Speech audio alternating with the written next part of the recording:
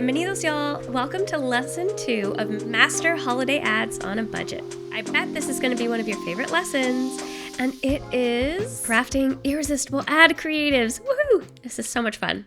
So the first thing we want to discuss is creating show-stopping visuals or scroll-stopping visuals. We're going to cover 6 things that are going to help you do just that. A big thing you want to do is make sure you have high quality image and video. This is something that is so easy to get wrong. If you want to stand out in that crowded holiday market, you're going to have high quality image and video. Now, I'm not saying you have to go out and buy a professional camera and a professional, this or that. I mean, you can do a lot with what you have. A big thing is by making sure you have good lighting. That's something I have right now. And ensuring that even something like your phone settings are correct, making sure you're getting the highest possible video quality, the highest possible image quality.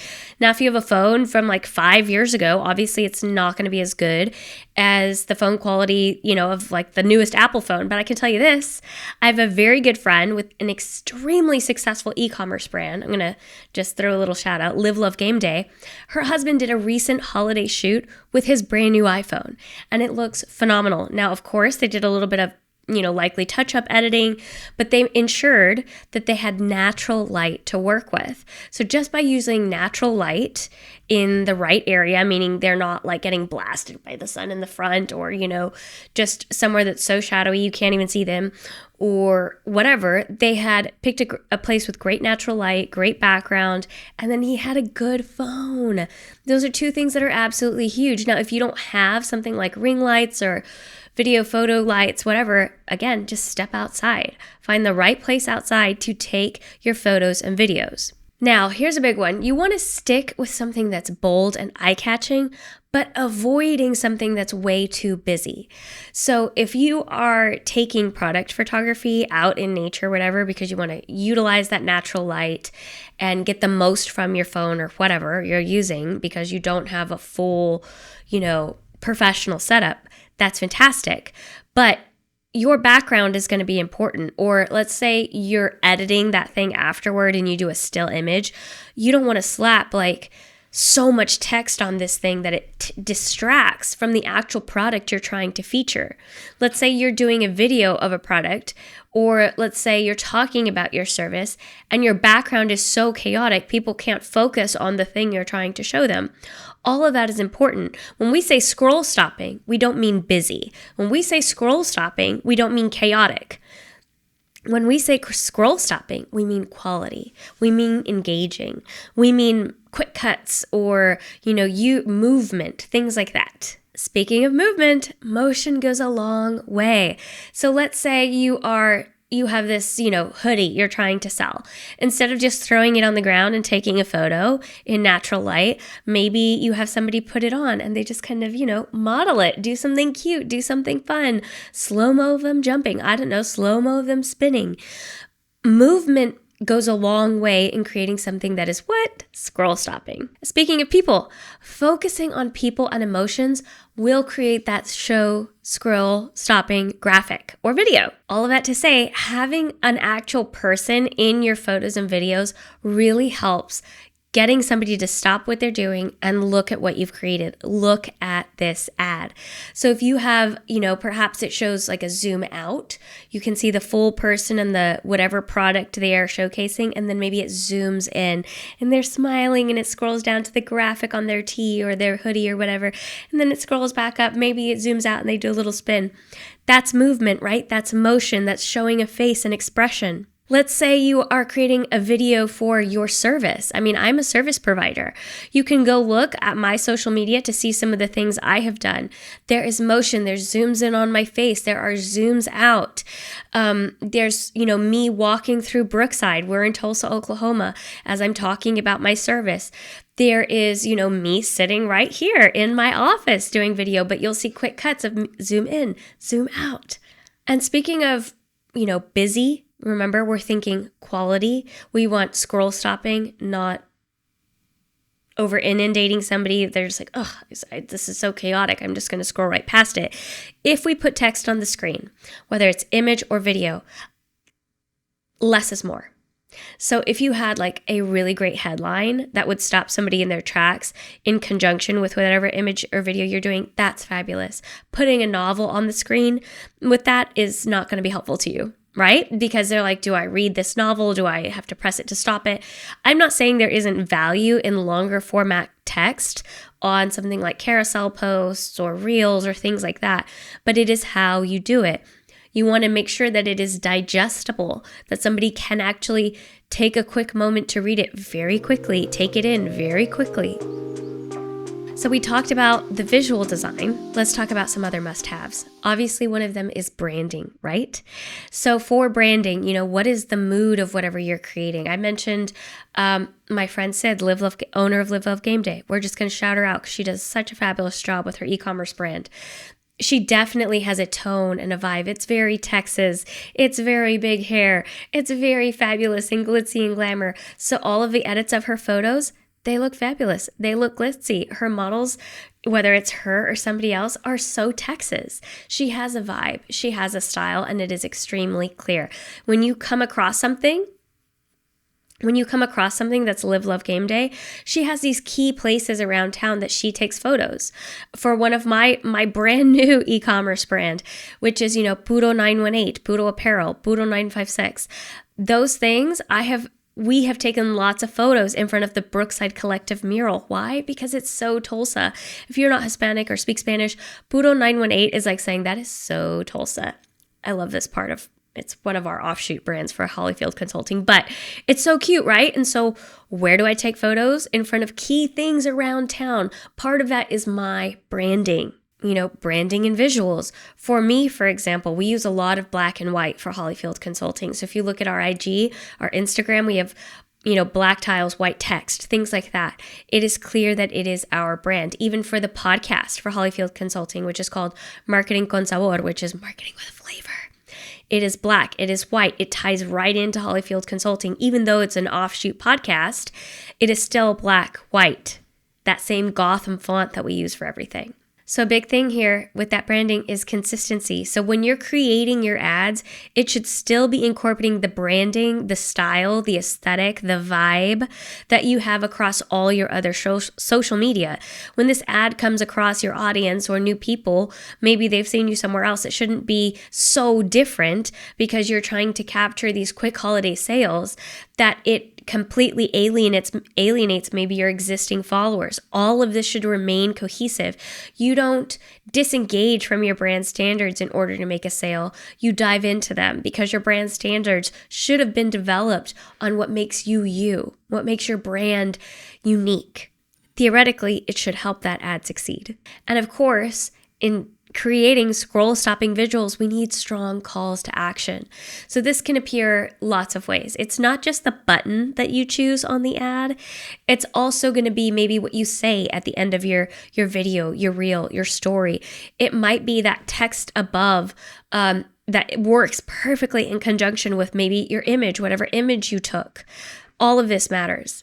Speaking of that text above, let's talk about compelling ad copy. Copy is literally the marketing text, that verbiage that you use along with any ad.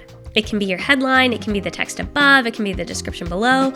Marketing copy, it's meant to sell, it's meant to engage. All right, so let's cover these keys that are gonna really help your copy succeed. A big one is to lead with benefit and not features. That's the difference between our shoes are waterproof and keep your feet warm and dry no matter the weather. You see, that's benefit versus features. We're not just listing features. We're talking about how this is meaningful to your target audience. I don't care if you're e-commerce. I don't care if you're a service provider. Always lead with the benefit. The next one is be concise and straight to the point. So that always takes editing. Write something out, whatever you want. Write your headline out and then think of a way to make it shorter. A great way is to just delete a lot of the filler words. Very often when we write, we have a lot of words that we don't need. So cut those first. You can throw your whatever copy you create into something like ChatGPT and say, hey, make this shorter and better. Now, if you use ChatGPT, beware, you might sound like a robot. You have to humanize it. You cannot just use ChatGPT and then not edit that thing. if you want to be successful, and you need to give it something strong to work with. If you do not give it something strong to work with, you're going to get generic, boring stuff that doesn't convert. Another thing you can use is Grammarly. We're going to cover tools later, but Grammarly is a great tool to make sure that you get rid of filler language, get rid of passive voice, and actually are in the active voice and are saying things as concisely as possible. Another thing I want you to use are power words. A great way to do this is to think of action verbs. So action verbs, when let's say you're writing a chat GPT prompt, put that in there like, hey, use action verbs, right? So it's like dive into X, Y, and Z, or jump into this or that. Another big thing you want to do is personalize it. So use you and your. Now, back in the day, that was something we wouldn't really do, but now it's critical. You want to speak directly to one person, that one consumer.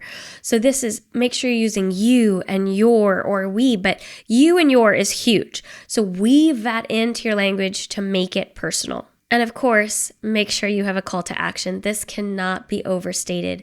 If you are creating a video, it needs to be at the end of your video. It needs to be in the language that appears, the copy that appears above your thing. And of course, above your ad, not your thing. Of course, the button, but the button's generic. The button is, shop now. The call to action at the end of your video might have that benefit type focus. It might have that action verb. It is going to go beyond shop now and, keep your feet dry all winter.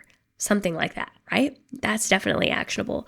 Claim this offer now. Offer ends at midnight. Something like that. So benefit and urgency go a very long way during that holiday campaign. And I just want to give you, along with those tips that we just did, is a formula for extremely convertible, super strong ad copy. And that is hook, problem, solution, call to action. Hook, problem, solution, call to action. Drill it into your bones. The hook means we're going to grab attention immediately. Again, this is in your copy, but you can use this for a video, a longer video you create, or a reel. That hook grabs somebody's attention immediately.